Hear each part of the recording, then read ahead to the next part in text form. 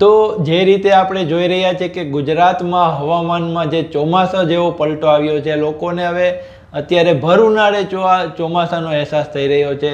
તમે છેલ્લા 3-4 દિવસથી જોયા હશે કે વાદળો અચાનક ચડી આવે છે આકાશમાં અને ધોધમાર વરસાદ વરસી જાય છે.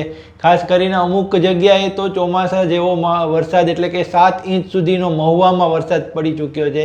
આ સિસ્ટમ અત્યારે જે સક્રિય છે તે હજી પણ 2 થી 3 દિવસ સુધી અસર દેખાડી શકે છે.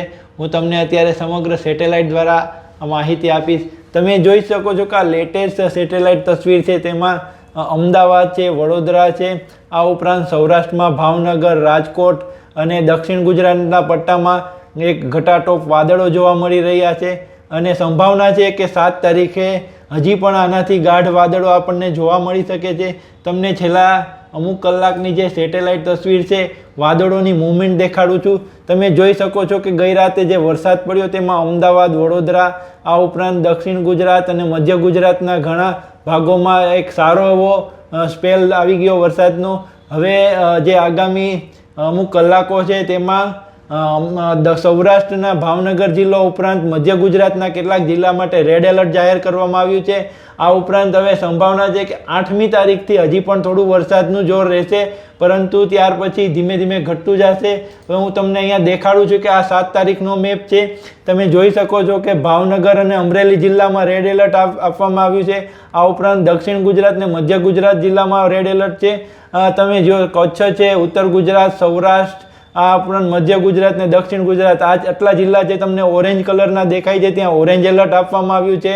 આ ઉપરાંત જામનગર, પોરબંદર, દ્વારકા તેમજ મધ્ય ગુજરાત અને ઉત્તર ગુજરાતના કેટલાક જિલ્લાઓમાં યલો એલર્ટ છે.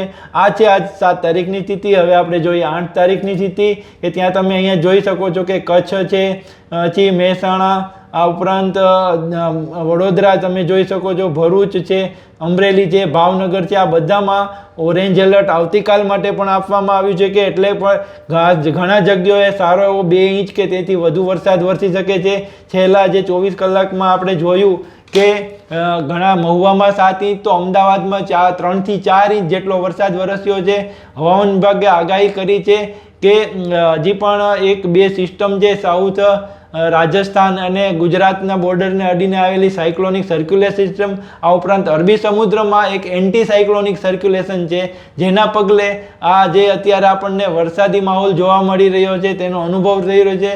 આ વરસાદની સાથે સાથે ઠંડક પણ અનુભવાય છે, કારણ કે ટેમ્પરેચરમાં 5 થી 7 ડિગ્રી જેટલો ઘટાડો નોંધાઈ રહ્યો છે. અમદાવાદનું તાપમાન 42-43 ડિગ્રી હતું, તે અચાનક ઘટી અને તમે જોઈ શકો છો કે વાદળોને કારણે એ તાપમાન ઘટીને અત્યારે 33 ડિગ્રીએ પહોંચી ચૂક્યું છે, જ્યારે રાત્રિનું તાપમાન 21 ડિગ્રી નોંધાઈ રહ્યું છે.